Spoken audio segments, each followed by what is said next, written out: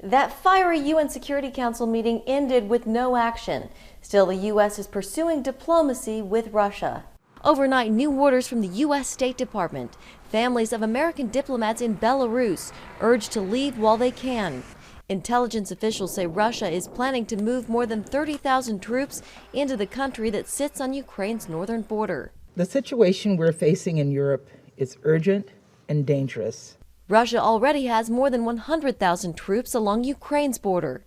At that UN Security Council meeting, U.S. Ambassador Thomas-Greenfield putting the blame squarely on Russia for the chaos in the region. This is the largest, hear me clearly, mobilization of troops in Europe in decades.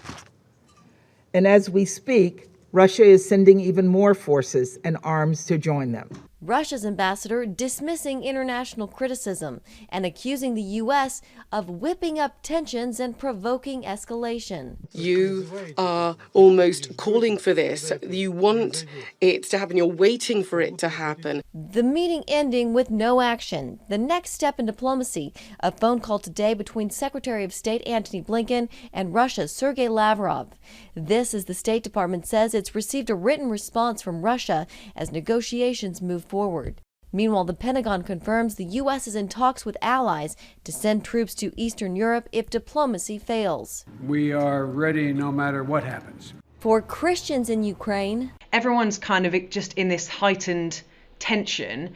Ella Persidos of England-based Ukraine Christian Ministries says their workers in the country are carrying on as best they can. We're trying to just continue with our everyday ministries and carry on as we have been and be prepared in case anything does happen, but also try to just press on and carry on with the ministries that we carry out each day, because we can't hide away just in case. You know, we have to continue with life as it is.